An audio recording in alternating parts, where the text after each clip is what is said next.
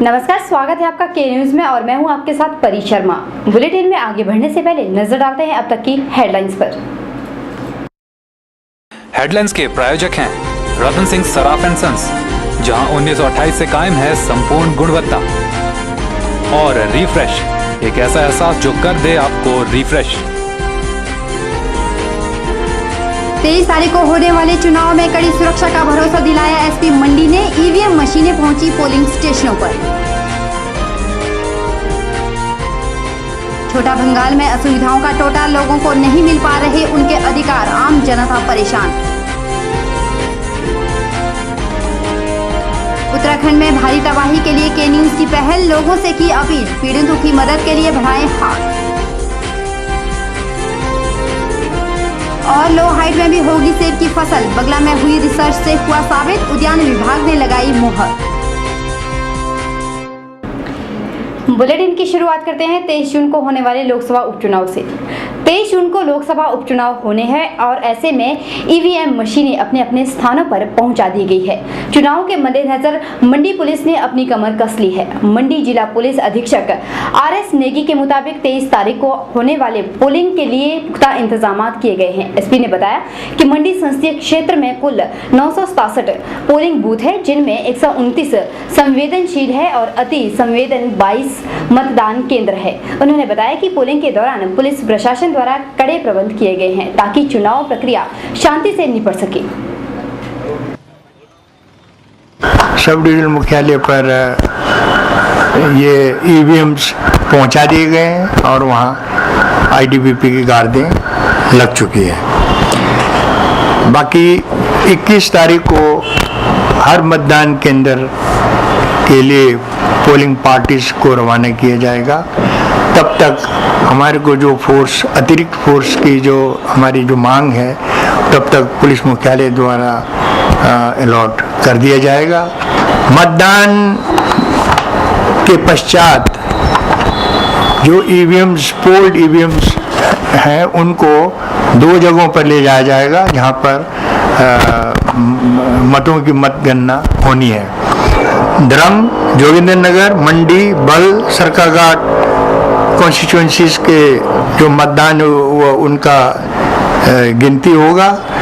और polytechnic college Sundernagar में करसोग, सुंदरनगर, नाचन, सिराज, इन assembly constituencies के मतदानों का गिनती की जाएगी। मतदान शांतिपूर्वक हो और निष्पक्ष हो, इसके लिए पूरे प्रबंध किए जा रहे हैं। इन दिनों राजकीय वल्लभ महाविद्यालय में दाखिले पाने की प्रक्रिया जारी है, वहीं छात्रों को कठिनाइयों का सामना भी करना पड़ रहा है। आपको बता दें कि कॉलेजों में सरकार द्वारा छात्रों के लिए महज कुछ सीटों का प्रावधान ही किया गया है, जिसकी वजह से उन बच्चों को मुसीबतों का सामना करना पड़ रहा है जिनके पास या जिनके अंक कम है जमा 2 कक्षा में, क्योंकि कॉलेज में मेरिट के हिसाब से बच्चों का दाखिला किया जा रहा है। वल्लभ कॉलेज में रूसा के तहत दाखिला लेने वाले छात्रों की मेरिट लिस्ट तैयार है। वहीं शुक्रवार को काउंसलिंग की प्रक्रिया भी हुई, जिसमें मेरिट के आधार पर बच्चों का चयन हुआ, जिसके चलते उन बच्चों को निराशा का मुंह देखना पड़ा जिनके अंक कम है। एडमिशन के लिए कॉलेज पहुंचे बच्चों की सुने तो उनका 1 साल बर्बाद हो रहा है। छात्र कहते हैं कि मेरिट के आधार पर कॉलेज में प्रवेश प्रक्रिया गलत है, क्योंकि इससे कम अंक वाले बच्चे पिछड़ जाएंगे। विश्वविद्यालय प्रशासन ने जो रूसा के तहत सेमेस्टर सिस्टम शुरू किया है और जिस तरह से छात्रों को कॉलेज में दाखिले मिल रहे हैं, उससे बहुत से छात्र ऐसे हैं जो मेरिट के हिसाब से अपना प्रवेश कॉलेज में नहीं ले पाएंगे।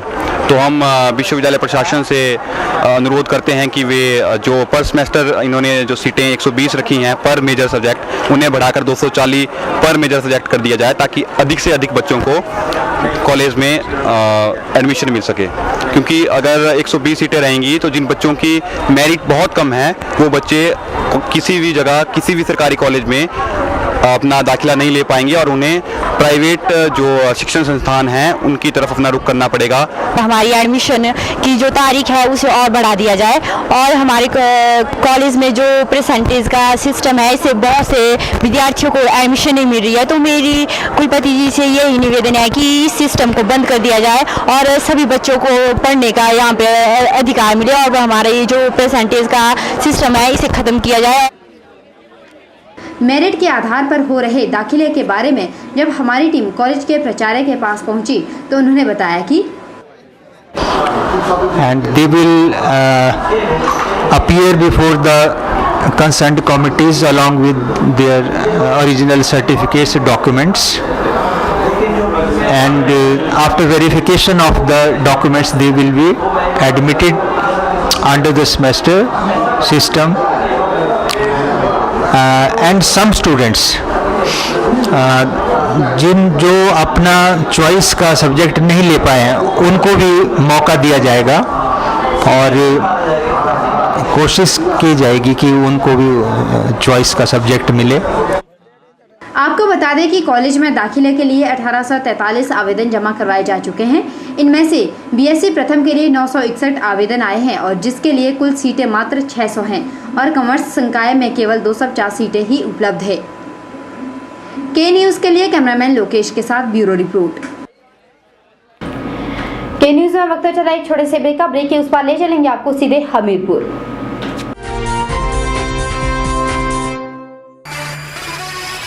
उन्नीस 1928 से आपकी सेवा में रतन सिंह सर्राफ एंड सन्स, आभूषणों के निर्माता व विक्रेता। यहाँ पर आपको मिलते हैं खुद द्वारा तैयार किए गए संपूर्ण गुणवत्ता वाले आभूषण। रतन सिंह सर्राफ में पूरी विश्वसनीयता के साथ बनाए जाते हैं स्थानीय व हिमाचली आभूषण। साथ ही यहाँ ब्रांडेड ज्वेलरी भी उपलब्ध है जैसे अस्मी डायमंड, दिया डायमंड और रिवाज गोल्ड। अस्मी डायमंड पर पाइए 20% तक की छूट। आभूषणों से संबंधित अधिक जानकारी और बेहतर खरीदारी के लिए आज ही संपर्क करें। Ratan Singh Sarraf and Sons, Moti Bazar, Mandi, Himachal Pradesh. Smile Dental Clinic, Centre for Advanced Orodental Care. यहाँ उपलब्ध है डॉक्टर अमित शर्मा, डॉक्टर पल्लवी शर्मा। दंत चिकित्सा के क्षेत्र में ये अनुभवी डॉक्टर उपलब्ध करवा रहे हैं बेहतरीन सुविधाएं जैसे बिना दर्द के दांत निकलवाना, आरसीटी यानी root canal treatment, ultrasonic scaling, dentures, crown and bridge work, orthodontic treatment, जबड़े के फ्रैक्चर का इलाज, फिलिंग और एक्सरेज जैसी सुविधाएं। ये अनुभवी डॉक्टर हर रोज सुबह 9 बजे से शाम 7 बजे तक उपलब्ध हैं। रविवार को भी अपॉइंटमेंट्स के आधार पर क्लिनिक खुला रहता है।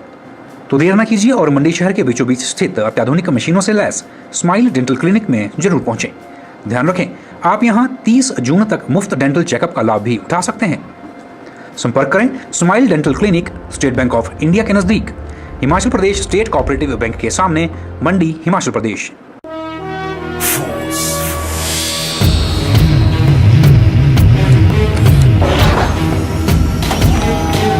रामहरि फोर्स मोटर्स आपके लिए लेकर आए हैं पैसेंजर और कैरियर व्हीकल्स। पैसेंजर व्हीकल्स में यहां आपको मिलेंगे tracks gamma, tracks cruiser, traveller luxury, traveller ambulance और 38 seater traveller school bus. Goods carrier vehicles में यहां उपलब्ध हैं drum 40, tracks cargo king, traveller Shaktimaan और ट्रैवलर डिलीवरी वैन। यहाँ व्हीकल मेंटेनेंस की सुविधा भी उपलब्ध है। साथ ही आप कंपनी द्वारा निर्मित विश्वसनीय स्पेयर पार्ट्स की खरीद भी कर सकते हैं। अधिक जानकारी के लिए संपर्क करें Ramhari force, authorised dealers in force motor limited, गुडकर, मंडी।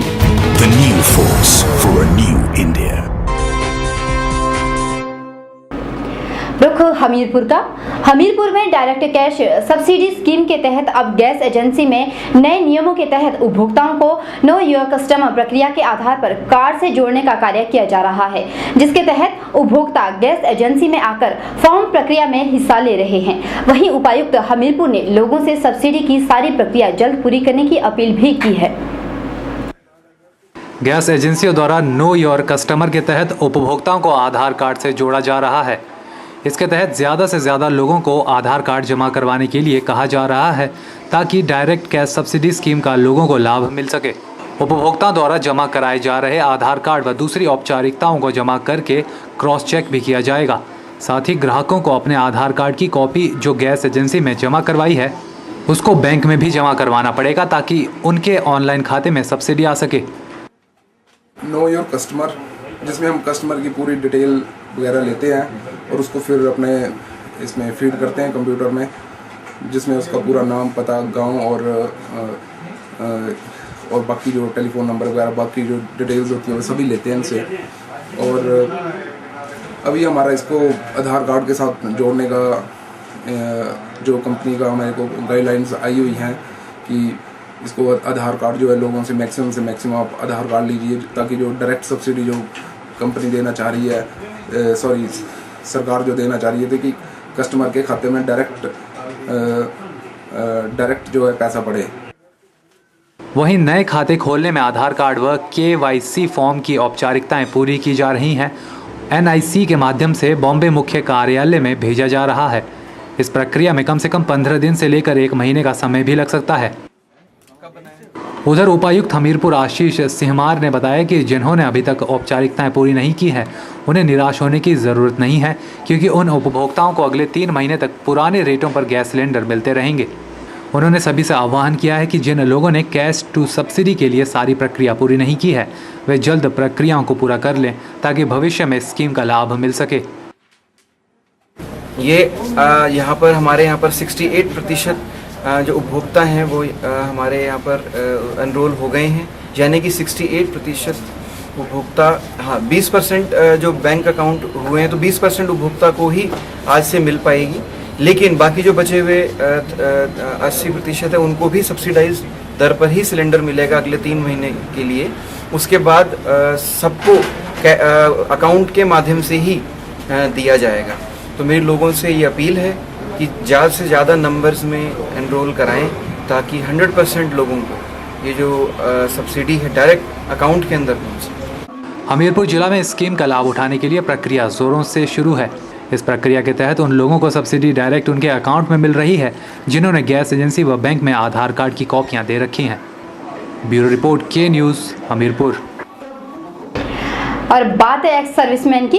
केंद्र सरकार द्वारा एक्स सर्विसमैन की पेंशनों में किए गए संशोधनों के बावजूद उसमें कई विसंगतियां रह गई है, जिस पर चर्चा करने के लिए ex serviceman welfare action committee की बैठक का आयोजन किया गया, जिसमें निर्णय लिया गया कि इस मामले में सरकार से जल्द कदम उठाने की मांग की जाएगी। हमीरपुर में ex serviceman welfare action committee के कार्यालय में आयोजित बैठक की अध्यक्षता संस्था के सुजानपुर लीग के अध्यक्ष कर्नल S गुप्ता ने की। इस अवसर पर सैनिकों से जुड़े महत्वपूर्ण मुद्दों पर चर्चा की गई।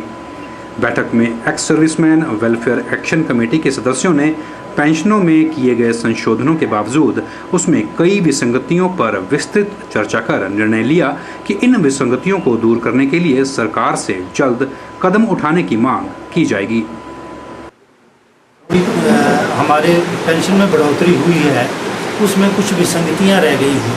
जैसे हमारे जितने भी रिजर्विस्ट भाई हैं उनकी पेंशन में बढ़ोतरी हुई, विडो की पेंशन में बढ़ोतरी हुई, और नायब सुबेदार और सुबेदार मेजर इनकी पेंशन में कोई बढ़ोतरी नहीं हुई। हम सरकार से यही डिमांड करते हैं कि इन विसंगतियों को दूर किया जाए। इसके बारे में हम डिस्कस करें। वन रैंक वन पेंशन में अभी तक कुछ नहीं हुआ। अभी जो है ये जो है वन रैंक मैनी पेंशन का हिसाब जो है सेंट्रल गवर्नमेंट ने किया है, क्योंकि एक रैंक में कई पेंशन करती हैं।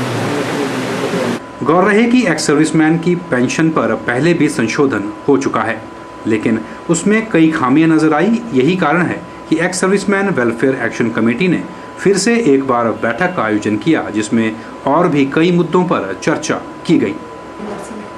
के न्यूज के लिए हमीरपुर से अवरिंदर सिंह की रिपोर्ट। बहरहाल के न्यूज में वक्त चला एक और छोटे से ब्रेक। ब्रेक के उस पार भी खबरों का सिलसिला जारी है, आप बने रहिए हमारे साथ।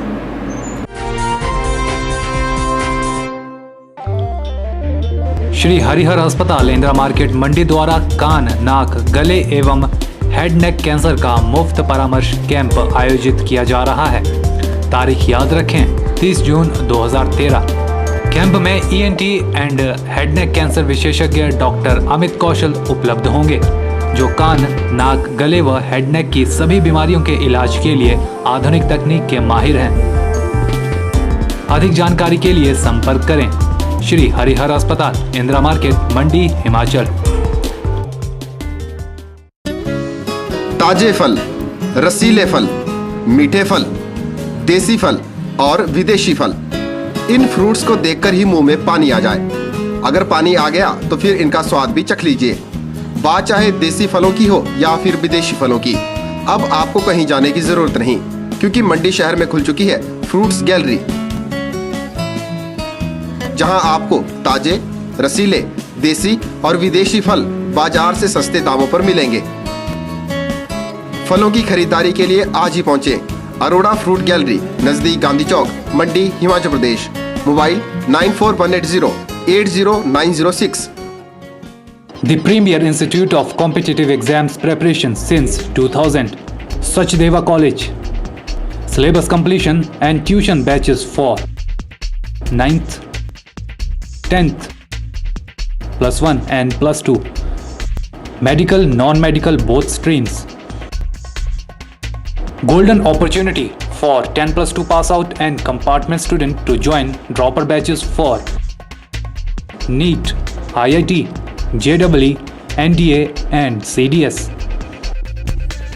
We have well experienced faculty, updated study material, doubt removal sessions, individual attentions and report to guardian. Free career consultancy 5 PM to 7 PM. For more details contact Sachdeva College, Padal, Mandi, Himachal Pradesh. Phone numbers 01905 237760 94180 25164. Vijay Group of Institute, leading college in Himachal Pradesh for quality education and other activities. Affiliated to HP University Shimla and approved by HP Government and NCTE. First B.Ed college in Himachal Pradesh, accredited by NAC. Admission registration open for program B.Ed 200 seats, BBA 50 seats, BCA 60 seats and PGDCA 60 seats. Newly introduced JBT course with the intake of 50 seats. Affiliated with HP Board School of Education Dharamshala. Facilities: highly qualified and experienced faculty. Seminar, conference and multi-purpose hall. Language, science, physical science, ET and social science lab. Computer lab with the 24/7 internet facility. Separate hostel facility for boys and girls. For detail, contact Principal Vijay Group of Institute, NH21, opposite ESIC Medical College, near Chowk, District Mandi, Himachal Pradesh.